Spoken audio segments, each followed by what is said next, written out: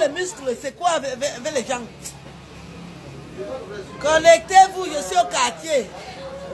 Je suis en train de boire les bières avec le manager. Voilà l'homme du renouveau. Je suis dans mon quartier. Je suis au quad. Les gars forts. Je suis à Colombia. Je suis à Colombia. Le pays est nous. Bonjour, bonsoir à tout le monde. Ça dépend de l'heure à laquelle vous allez regarder ou écouter cette vidéo. Petite vidéo que j'improvise. Tata Aline Zomombeng, d'après la veuve joyeuse, d'après le gouvernement de la joie, d'après les Warriors, serait le fameux conditionnel, on ne sait jamais, serait à la PJ pour la fête du Bobologuette. Pour ceux qui se rappellent le Bobologuette, je vais dire, bon, vous savez, il y a de nouvelles personnes tous les jours qui s'abonnent sur nos pages et tout. Donc, je serai obligé de résumer très rapidement qu'est-ce que c'est que le Bobologuette pour ces personnes-là qui n'ont pas peut-être eu le temps. Parce que lorsque ça s'est passé sur la toile, nous avons profité en fait, voilà. Veuve Joyeuse en tout cas est en train de réussir son coup petit à petit. J'ai dit ça pourquoi? Parce que Veuve Joyeuse a insisté pour que Tata Aline Zomombeng vienne sur sa page Facebook, faire des vidéos, poster des trucs. Tata Aline Zomombeng n'a toujours pas fait ça. Mais je peux vous confirmer qu'à l'instant où je sens que je fais cette vidéo, il vient de partir sur la page Facebook de Tata Aline Zomombeng. Comme vous avez regardé dans la vidéo, ce que je voulais dire c'est quoi? Les deux vidéos là, l'habit que vous voyez Tata Aline Zomombeng avec, elle a posté ça sur sa page. Et qu'est-ce qu'elle a écrit? Elle a dit, je suis à Yaoundé et je suis libre. Non, je suis à Yaoundé et libre. Si je ne me trompe pas, je suis à Yaoundé et libre. Ça veut dire que finalement, Tata Aline Zomombeng a posté quelque chose sur sa page. Ça veut dire que même si Veuve Joyeuse était en train de mentir, en tout cas, elle a posté ça pour faire savoir aux gens que je ne suis pas enfermé tel qu'on est en train de vous dire là-bas.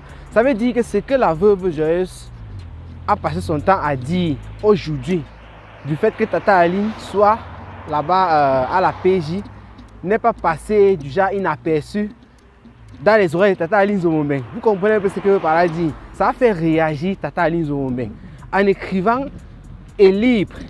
C'est pour dire aux gens qui sont en train de croire à la Veuve Joyeuse que ne vous inquiétez pas, il n'y a aucun problème. Et c'est aussi parce que Tata Aline Zomombeng a ses proches, elle a les gens qui l'aiment bien. Vous comprenez? Elle a les gens qui l'aiment bien. Ce qui est sûr, lorsque la veuve est en train de parler des trucs comme ça, ces personnes l'appellent et lui demandent qu'est-ce qui ne va pas? Est-ce que vous comprenez? C'est un peu ça. Maintenant, le Bobologuette, pour ceux qui n'ont pas participé, qui n'ont pas assisté au Bobologuette, c'était quoi? Il y a une affaire d'un gars, il s'appelle Francis, un jeune gars, il est au Cameroun, et il envoie les produits en Europe pour qu'on vende dans les afro-shops. Quand Tata Aline Zomombeng est allé au Cameroun, je n'ai pas mis de vous raconter comment ils sont encore en contact. Il faut seulement savoir qu'il y a eu un contact entre les deux. Elle a donc dit que le gars pouvait envoyer certaines de ces choses en Europe et elle aide le gars à trouver des personnes qui vont racheter les trucs. Le gars a envoyé des trucs et surtout il y a eu cette fameuse histoire de bobolons. Parce que Tata Aline Zomombeng a pris des bobolons, elle a donné à un complice, c'était un Congolais, et qui n'a jamais remis tout l'argent, d'après Tata Aline Zomombeng. Ça a fait un grand bruit sur la toile. Qui avait annoncé ce truc? C'est Fleur de Lys, lorsqu'elle était en gros palabre avec Tata Aline Zomombeng. Ça a pris feu sur la toile. Ce n'est que de ça qu'on en parlait, on parlait de ça tout le temps. Toute la toile parlait de ça. Tata Aline Zomombeng alors, pour se défendre, est partie chez le Congolais. Il a filmé les bobolos qui étaient au congélateur disant que c'est gâté, c'est monté, c'est descendu. Bref, le gars réclamait 8 000 €. C'est là où ça avait alors chauffé que 8 000 €. Lorsque Lolo Fonja a aussi parlé du truc, parce qu'elle était un peu en train d'hésiter. Lolo Fonja, sachant qu'avec Fleur de Lys, ça ne donnait pas. Tout le monde avait ce comportement bizarre que lorsqu'ils disent que Stan Brakata a commencé avec un sujet, on ne s'en mêle pas. Et pourtant, ce n'est pas le cas, il faut dénoncer. Donc Lolo Fonja s'est saisi aussi de l'affaire. Elle a mené sa petite enquête. Lorsqu'elle a mené sa petite enquête, On a pu faire le décompte. Tu as envoyé tel nombre de produits. Elle a donné tel Congolais. Le Congolais a versé tel argent. Elle t'a envoyé tel argent. Et surtout, il y a la fameuse histoire Tata Linzomé qui avait volé l'argent du gars. Elle avait fait le coup avec son blanc. Elle était partie à Western Union, ce qu'elle avait posté sur sa page. Elle a envoyé l'argent au gars pour dire que voici ce que j'ai envoyé au gars. Mais seulement le gars n'a jamais récupéré l'argent car son propre Joe, son gars avec qui elle était, son blanc avec qui elle m'indaillait, avait fait le modèle, il est parti encore annuler l'envoi. Ce qui fait que le gars n'avait jamais reçu les dos.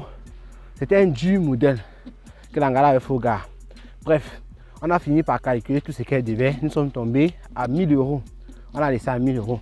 Jusqu'à aujourd'hui, elle n'a jamais donné les 1000 €. Jusqu'à aujourd'hui là, elle n'a jamais donné ça.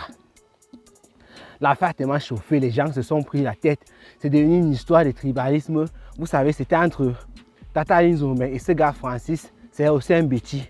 Voilà où ça a cuit. Ça a fait ceux qui se nourrissent du tribalisme sur la toile étaient coincés.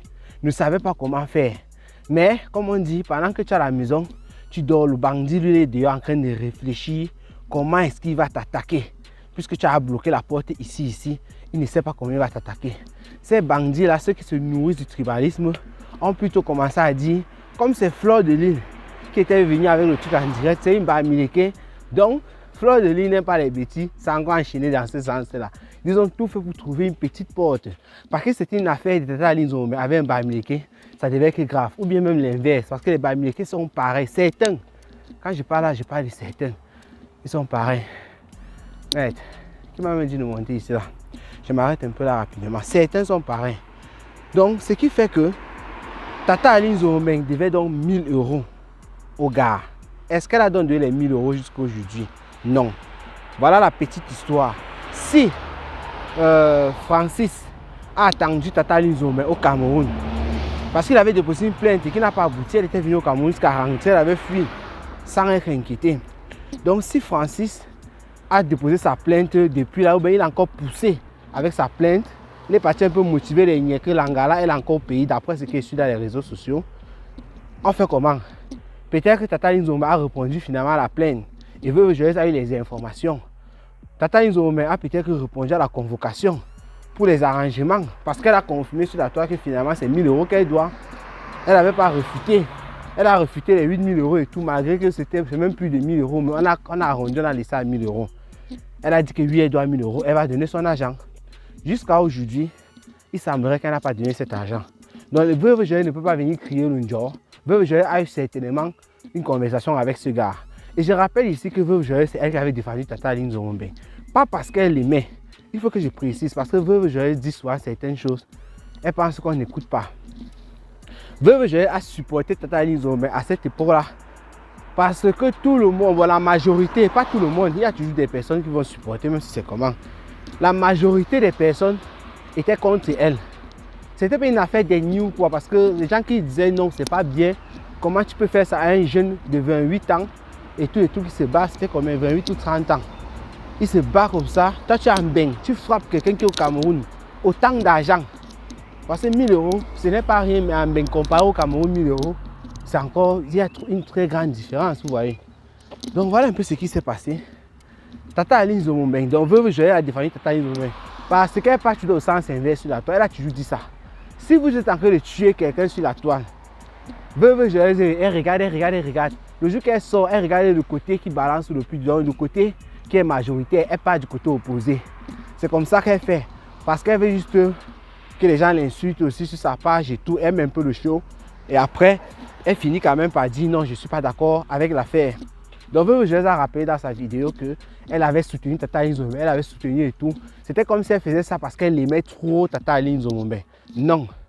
Moi, quand le système de la veuve, elle a toujours dit ça sur la toile.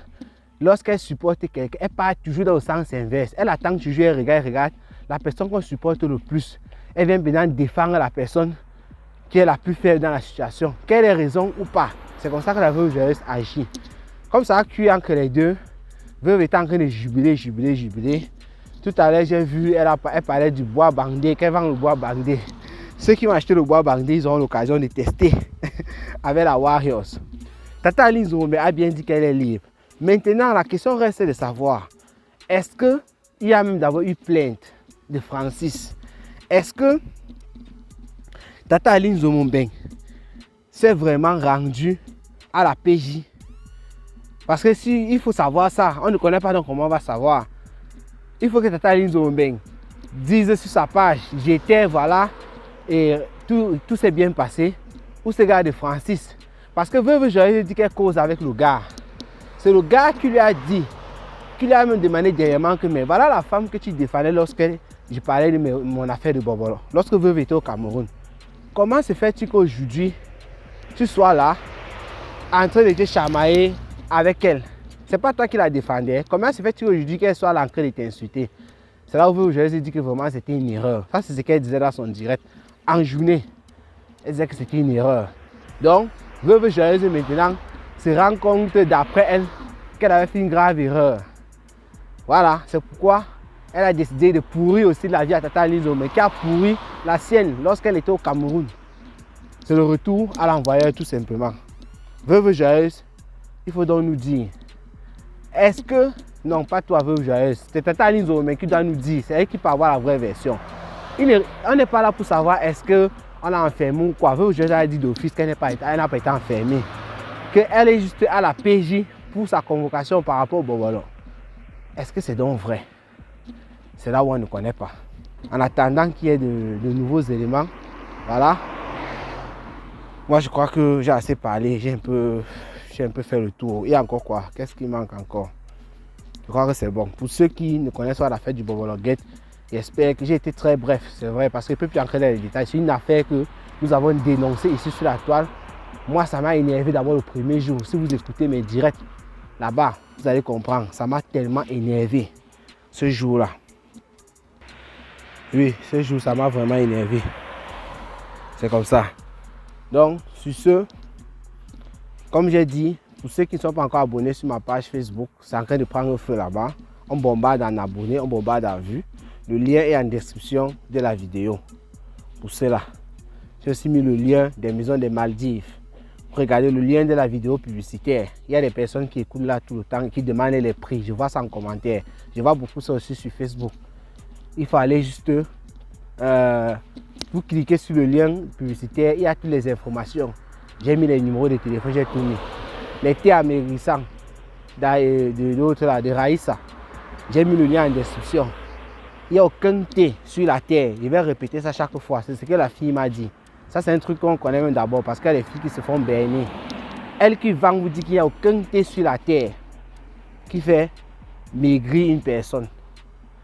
Le thé qu'elle vend, ce n'est pas ça qui va te faire maigrir.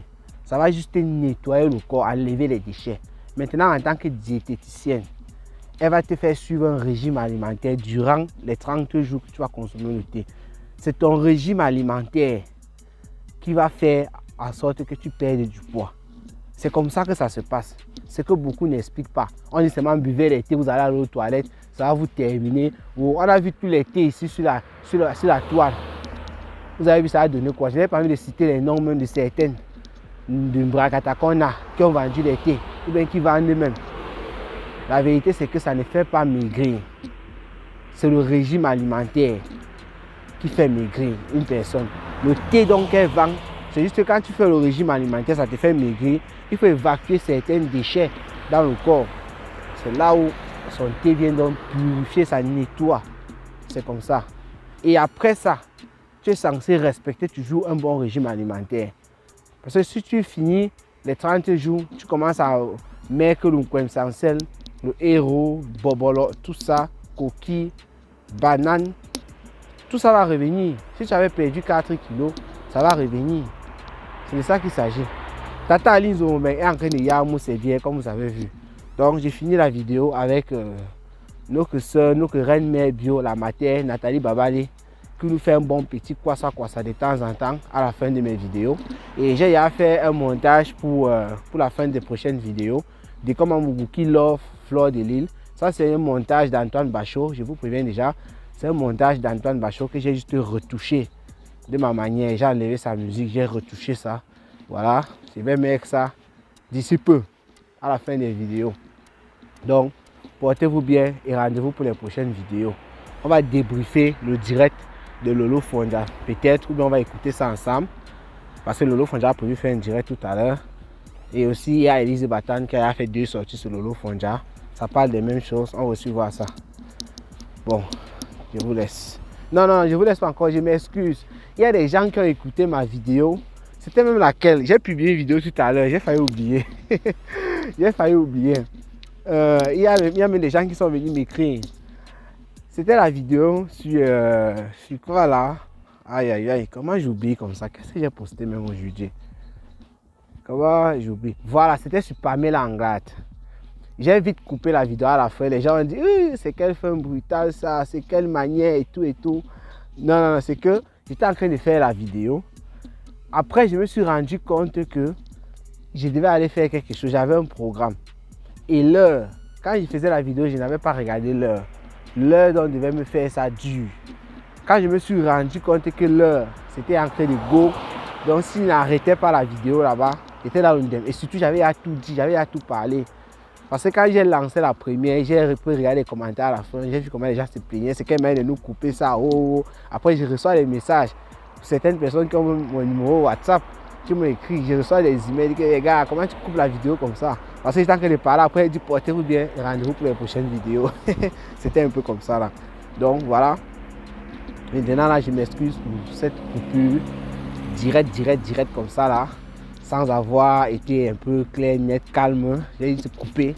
Je m'excuse pour ça. Maintenant, portez-vous bien et rendez-vous pour les prochaines vidéos. Ciao, ciao.